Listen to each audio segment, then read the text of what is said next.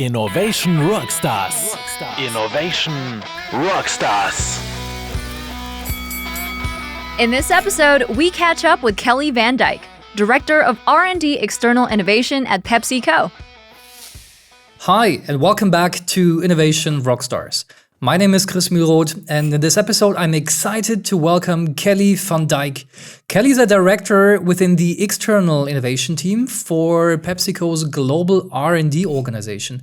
And right now she's accountable for identifying and driving technologies that are deemed to disrupt the wellness and health consumer packaged goods category through strategic partnerships and also business opportunities, of course.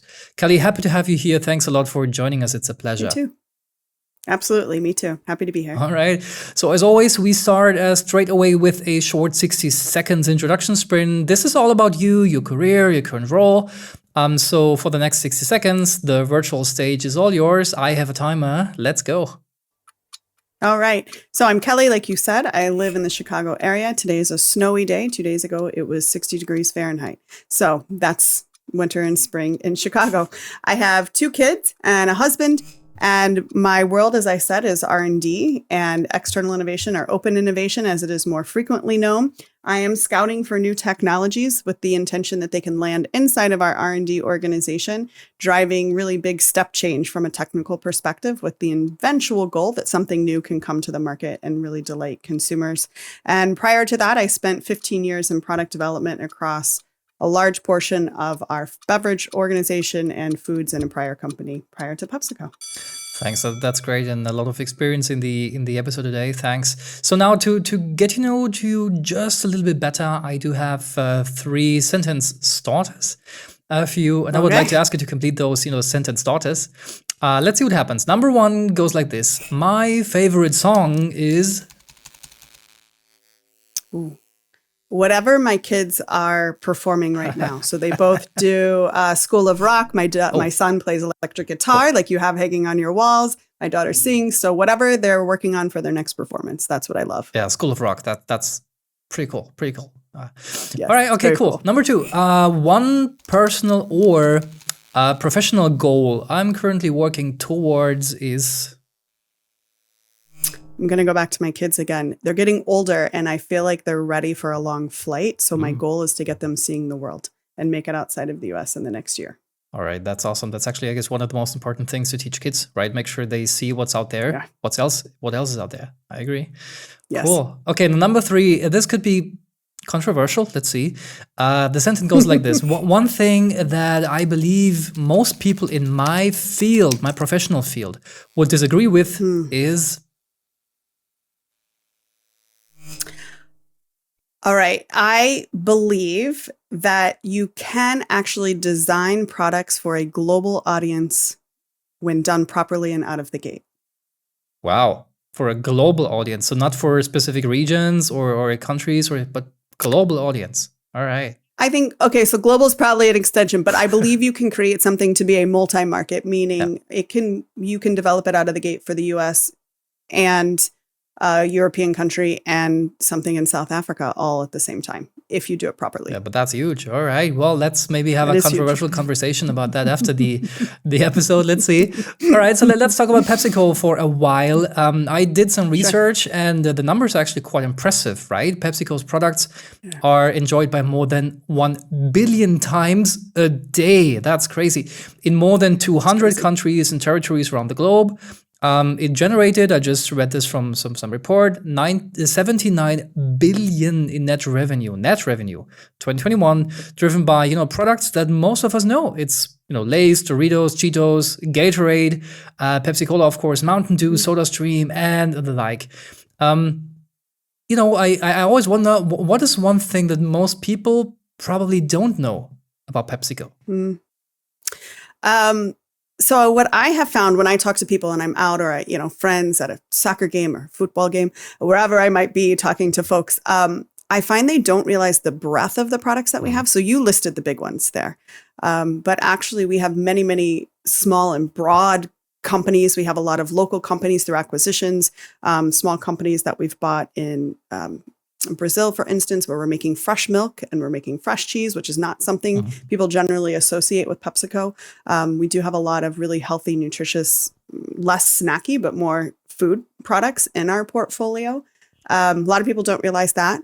I would say the second thing I find is that people also don't really realize how committed PepsiCo is to what we call our positive agenda. So our sustainability for the consumers, the world, the environment, the climate. We've made some very, very, very, from a technical perspective, difficult to achieve, but very important goals on reducing water, GHG, plastics, et cetera, from our world and from what we are doing, building, moving around the world. And we're making progress, and we're reporting it on an annual basis to show that we really mean it. We're not just saying it, but we're doing it. Yeah, I mean, okay, sure. I mean, I just listed the obvious ones, right? So thanks, pretty much spot. I listed just the obvious products everybody knows. But yeah, you're absolutely right. I mean, the breadth, given that, business conglomerate is just amazing. It's just incredible. And also from what I understand, I guess there are multiple groups within PepsiCo that are looking for and add technologies, and also external companies. Can you explain something about these groups and what the focus areas are of each of them? Absolutely. So as we talked about, I sit in the R&D world, external innovation, so looking externally for technologies to land inside of R&D. And I think that point is one of the major differentiators. There's two other teams that we partner with quite closely within our organization. On one side, we have a venturing group who is out looking for new companies, new businesses, generally selling something to the consumer. And they're looking for what's the new company, new product that consumers are pulling for. So they're looking more of a business-facing experience and what can they bring into the company and the portfolio that way. On the flip side, there's another group of folks called Pep Labs. They have a really beautiful outward-facing website showing a lot of the technologies that they've done. They're partnering a lot with our IT, our supply chain, our marketing, and testing new technologies that can help accelerate that part of the business. Really quick pilots, and it's fantastic. They're able to get so many great companies in and so many great pilots and partnerships there. So we each have our own little space, but we work very closely together, always connecting and sharing companies across each other, because we are looking, we often, I'll put it this way, are tag teaming and sending our partners to the same conferences and scout for me and tell me what you find and bring it all back. Yeah, absolutely great. I can imagine. I mean, how large are the teams, like in total, but also each team? Oh, to be honest, in the behemoth that is PepsiCo of, I think we have nearly 300,000 employees. We are a small minority when you combine all of us together, in the world of 5, 10, 15 employees in each of the different groups. That makes sense. So just a handful of us out there really seeing where the world is turning, like really taking that peek around the corner and where do we think things are going to go, consumers are going to go, technology is going to go. Yeah, no, that makes perfect sense. And, after you brought in these, technology signals or companies into the organization, obviously there is then, larger teams to take on that for sure. I mean, that team size sounds quite healthy, actually. And is there also something like, I don't know, a mission statement or a vision statement for the external innovation team, and maybe also a standing, I know an understanding, but maybe a statement, how it actually contributes to the bigger picture? Yeah, we do have one. And we're actually in the middle of revamping it. And our goal is to really help accelerate our broader R&D organization through the identification of new technologies, as well as leveraging our outside in external intelligence, so the scanning, to help inform the rest of the R&D organization where we should be going. What should we be considering? What should we be thinking about? Accelerate is I guess put very, very, very, very nicely. Our CTO always says, speed is one thing, but velocity is the thing we should go after, because it adds the direction component to it. So accelerate is actually I guess a great word to use. Yeah. And now I learned from you, and also I guess from the website that is publicly accessible, that the external innovation team is leveraging an open innovation framework with 4 different steps: want, find, get, and manage. So it starts with want, right? So defining high priority technology needs. How are these defined? Yeah, great question. So I think one of the key things to our role is we're not actually developing or delivering anything to the consumer at the end of the day. Anything we find and identify is in service of our R&D partners. So that means our beverage category, who's working on products globally around the world, our foods partners who are doing the same, as well as our compliance and government affairs. That group, we call that our technical data and compliance team. We're working in service of them. So that means we need to work with them to say, what are your big challenges? What are your big priorities? What are your objectives for this year? And how can we help you, again, accelerate, meet your goals, and get it done faster with the most efficient way possible with your teams? So that's how we have been working, generating those priorities. It's really in service and in partnership with our team, with our R&D team. Yeah. Okay. Cool. So they have the need to basically pick them up, and make sure you look for solutions. Also outside to the company, obviously. And what are the other stages, like find, get, and manage? This is obviously then subsequently happening to defining the want and the direction you need to tap into. Absolutely. Absolutely. So once we've generated the list of, hey, here's the 3, 4, 5 things this year, this team is really going to focus on going on and finding. The finding is then leveraging our network. And with our team, we've done a couple of things. One, we all come in with very different backgrounds. We all have different technical expertise that we bring to the group because we want to all be different and be able to cover the entirety of our R&D organization. We need to have different expertises. So that's one thing. So with that comes our own individual networks. We all have our networks of people, researchers, universities, whomever they might be. We're also leveraging conferences and going out and just boots on the ground, meeting people, talking to people. Right now.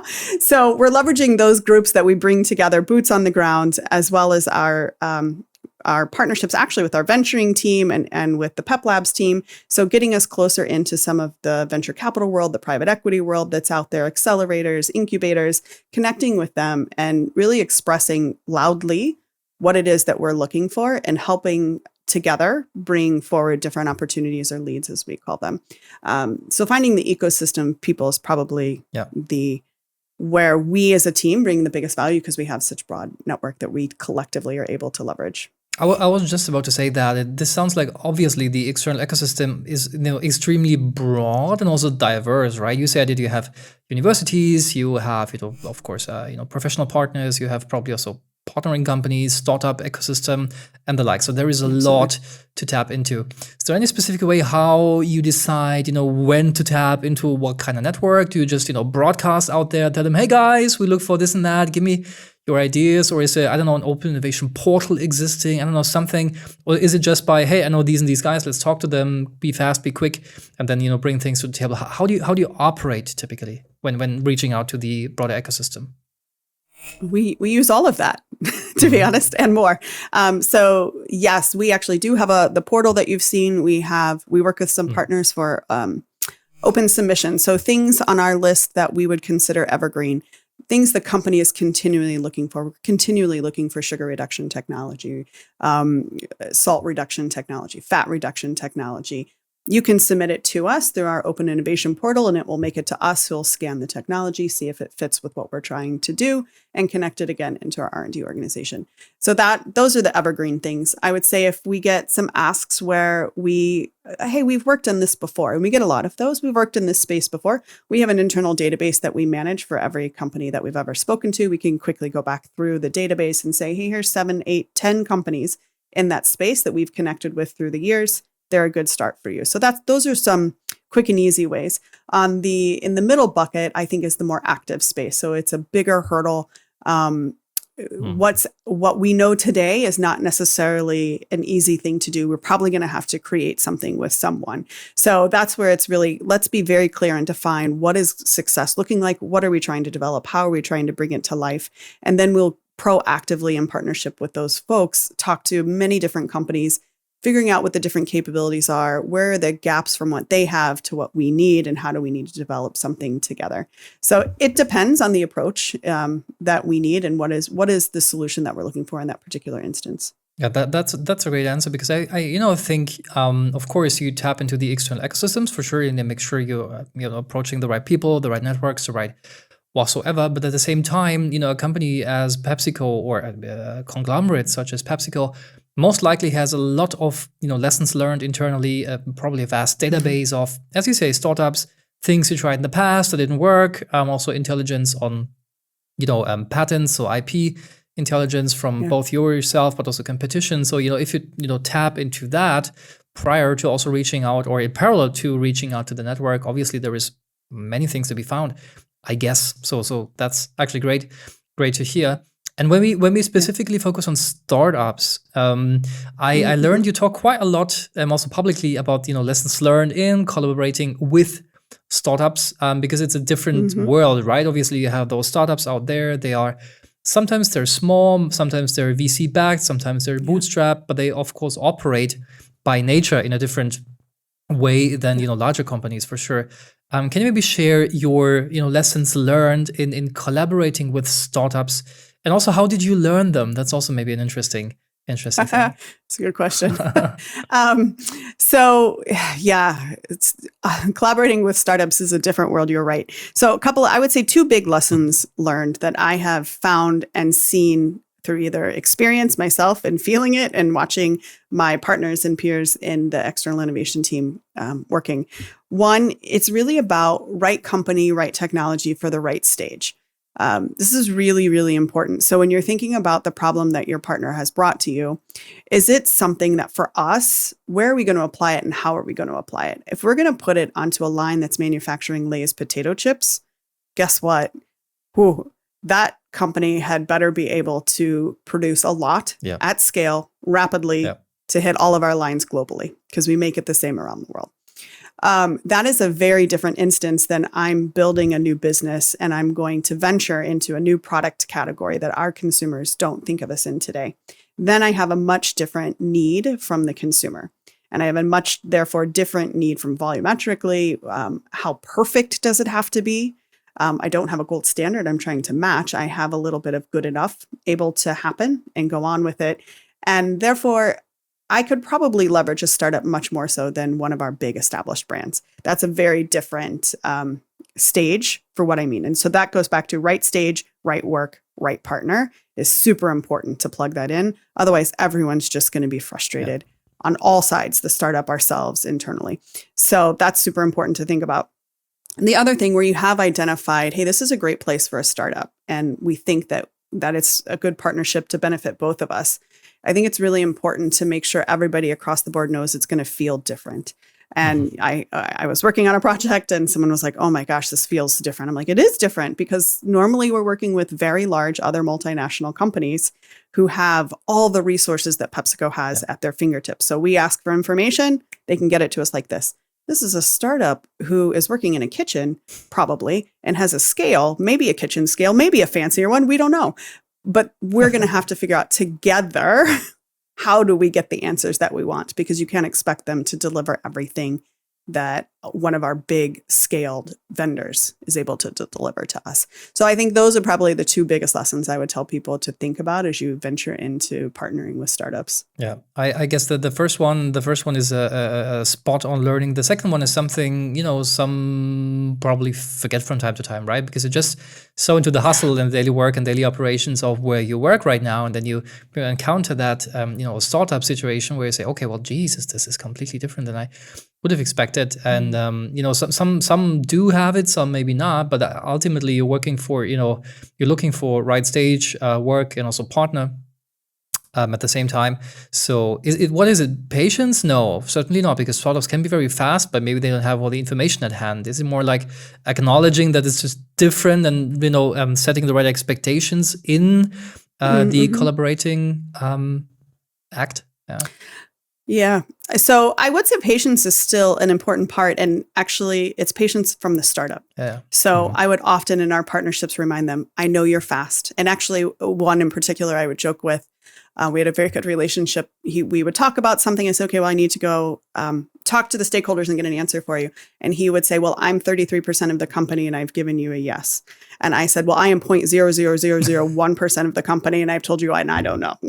So I'll be back to you, to the next person. So I think reminding them that you're going to have patience and operate at a much slower pace with us is super important, and to just remind them of that. The other piece that you asked around internally and how do you manage that? I think what we've done is, or I've done, I should say, is the teams have come to us with, this is how we want it to be. And I've said, great, help me understand what is the absolute critical I must have, or the whole thing falls apart. What is the nice to have? Now let's go back and start with the must have. They don't have that capability. How else could we get it? Are we doing it? Are we giving them the name of someone? Are we helping them find a contractor? Let's find a solution, because guess what? They don't have a GC spec in their kitchen.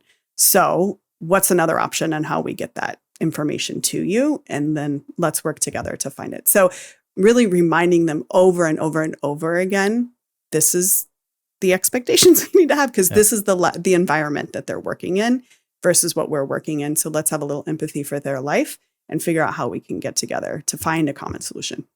Yeah, no, makes perfect sense. And can you maybe talk about a recent success story of external collaboration? Might be with a startup or anything else? Yeah, so I'll preface this by saying we keep most of our partnerships confidential. Of course. We do not announce very many of them. So I'm going to probably speak a little bit in generalities, but I'll have a specific or two. And one agenda, I don't personally own it, but one of my partners own it. And it's very, very important to PepsiCo, is our sustainable packaging agenda. And how do we get less plastic? How do we use less plastic? Certainly less virgin plastic, but moving to recycled plastic, bio-PET, possibly even pushing ourselves to a world where we're not even using plastic at all. Imagine what if we were selling all of those drinks and beverages that we have today and we didn't sell any plastic with them. So how do we get on that journey? And we have certainly built a lot of partnerships along the way. Some out with a partnership with Origin that we have, another one out with Pulpex, which is actually taking us in a very different direction. It's actually paper bottles. And what if we worked in a paper bottle space? And the beauty of that particular one that I love is we're working pre-competitively with other multinational companies in different industries. So a company in the alcohol industry, a company in the personal beauty care industry, and we're all together working to see if we can elevate this paper bottle, because some of us are using it in very different ways, and all of us leverage the success of this one company. So those are a couple of examples recently in our sustainable packaging journey that we've been able to get some success on. That's great. So this is around sustainable packaging, as you say, bio-PET, maybe even plastic-free, going plastic-free, or some alternatives. Yeah. And what are some other current technology needs or opportunities that you're after? Yeah, so sustainability, you heard me talk about the packaging side. On our beverage side, we're constantly looking for what are our alternatives to foil packaging for snacks. Those today have really caused us a lot of challenges on finding sustainable solutions. So certainly a big area we're looking for. When we look at ag, sustainable ag, regenerative ag, we do actually go all the way back to the farm on some of our crops, our potatoes, our oats. We are working directly with the farmers. And the GHG, the water usage, pesticides, all of that we know is a big problem for the environment. So we're going back there and saying, how can we find solutions in partnership with the farmers to help reduce those things and the pressure on the environment? So we're certainly looking for solutions in that space. I would say going in a completely different direction is digitization and the consumer journey on what their life is like interacting with our brands, with the products that they're eating. The availability of data that's out there, how do we leverage that data for more insights, and how do we increase and accelerate our ability to actually develop products based on the ability to now digitize information that historically has been someone looking at a screen and analyzing graphs and charts and data. How can we get that faster? It's just a handful off the top of my head. So that is a lot of work and a lot of opportunities, obviously, to tap into in the next few months, and also years, of course. That's great. Now, okay, you shared your top 2 lessons learned in collaborating with startups, if we would zoom out just a bit, and I would ask you what is your number one do and number one don't about innovation, maybe more broadly than just collaborating with startups. What would you say? Number one do and number one do not about innovation? Yes. So I'm going to break the rules and give you two do's, because and I'll give you a don't, but I'm going to give you two do's. Oh, I'll take two, one and one do. I don't really follow. No, that's fine. Okay, let's do that. I like that. Sure. I don't follow directions very well. Which goes to the first thing on my do, I suppose, is think expansively. Think beyond the problem that you're given.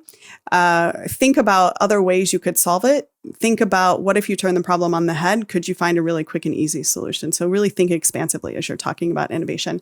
And then more specifically, I would say from a consumer perspective, is make sure you're keeping the consumer, the human that they are, at the center of what you're driving and you're delivering. I think that is so critical, because solving for a problem that we think they have when they really couldn't care less is just a recipe for failure. So you have to keep them at the center of all that. And I know I've been talking about sustainable agriculture and all of that, and that has nothing to do with the consumer, but that is my number one innovation do. My innovation don't shut something down just because it's hard. Hard for the company, hard for you. Cool. Really, again, prior statement, think expansively. And just because it's hard how we do it today. What if we change something and suddenly it became really easy to do, and it can be a huge unlock. A huge unlock. So that's actually a very powerful combination, because on the one hand you have, okay, if there is something you want to achieve, make sure you also can flip it around and, provide something that is of value pretty fast and soon. At the same time, don't make it too complicated. And then, make sure you focus on the customer. This is, I totally agree. As said, it's easy to state and easy to forget, right? So maybe not for you, but I know, situations where you say, okay, well, sure, let's focus on the customer, and now let's fix internal processes first. Yeah, okay, sure, you can do that, but, the customer ultimately might benefit from that, but maybe sometime, down the line. So to remind yourself of that, and the teams, I guess this is utmost important. I agree. Yes. Very cool. So important. And if you look ahead, aside from the opportunities we discussed, okay, around packaging, sustainability in general, and the like, but what are some of the biggest challenges at the moment you're facing? To be honest with you, I think the challenges are, I'll be very zoomed in at the moment. There's so much pull and need for us to really help accelerate and think about how we operate from an R&D organization more quickly. We just don't have the time and the capacity and the people to solve it all. And we want to solve so much of it. So I think that's one challenge. I think on a bigger, more macro perspective, I think an industry-wide challenge is, going back to the sustainability journey, is how are we going to solve this? And I was just looking at some data the other day on investment going into soil health and a regenerative ag space. Yep. When you compare the amount of money going into that space from the public sector versus the private, meaning venture funding, corporate, private equity, IPOs, whatever it might be, the public money going into that space is dwarfed by the amount of private money. And what's really resonated with me with something internally we've been speaking about is it is really the responsibility of private companies to drive a change. And that graph, when you couldn't even see the line on a stacked bar chart of the money that public went in, drove that point home, that it is really, we all have to be a part of this solution, and the private companies are driving a lot of the cash, and therefore we really have to drive the solutions to go with it. So it will be private companies first, probably in that. Okay, that's interesting. That's interesting that you mentioned this. Yeah, and on the internal challenge. So you mentioned before. So does that ultimately come down to a prioritization problem? I don't think it's a problem. It comes down to prioritization. Okay. Yes. Yeah, okay. And then it's only a problem if someone says, but they're all a priority, and I say, I need more people. We need Fair more enough. people to get it done then. Yeah. We'll see. We'll see if it's a problem. Yeah. How about that? Okay, understood. Okay. Now we're kind of close to the end of this episode already. Maybe two things in addition. Let's summarize and let's summarize 3 key actionable recommendations you want listeners to take away from this episode with you. I think it would be, number 1, keep the consumer at the heart of what you're doing, regardless of the type of innovation you're doing. Number 2, I would tell you to really challenge yourself to look at the problem you're trying to solve in that moment from all the different angles, and make sure you're removing the lens of, but this is how we do it, and just say, what's the problem and how could I solve it? And then a third actionable item, I think, explore your network more and really push yourself out there to see if you stepped outside of your core network, just a little bit adjacent, what might you find that you didn't see or know about before that you could leverage on how you do your work every day? Yeah, understood. These are really actionable. All right, and before we end this episode, I do need to know if you look, on your professional career back then, what would you say? What was your greatest innovation rockstar moment to date? I have two, but I'll give you one because I will follow directions this time. It would actually be I led a phenomenal team when I was leading innovation for the Gatorade Breakthrough product development team in the US. We were launching a lot of fantastic innovation at the time, but my rockstar moment would be the team that launched and developed in the US a Gatorade protein bar. 20 grams of protein, and it tastes like a Snickers bar. So good. Still on the market. It's doing fantastic, and people eat it. I'm like, we did that. We did that. So that's probably one of my greatest rock star moments. Oh, that's cool. So next month I'm going to be in the US. So I definitely have to check this out.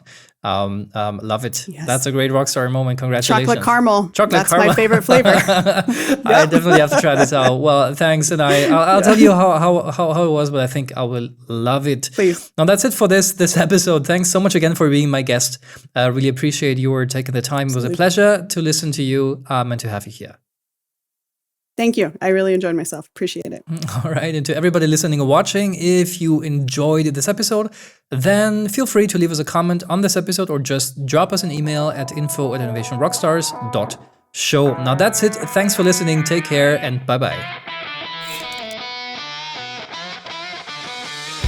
That was innovation rockstar Kelly Van Dyke about approaches, ways of working, and lessons learned in the context of startup collaboration at PepsiCo. If you would like to give us feedback on this episode, just shoot us a note at info@innovationrockstars.show. For more inspiring innovation stories, visit our website at www.innovationrockstars.show or browse through our Innovation Rockstars channel on all major podcast platforms.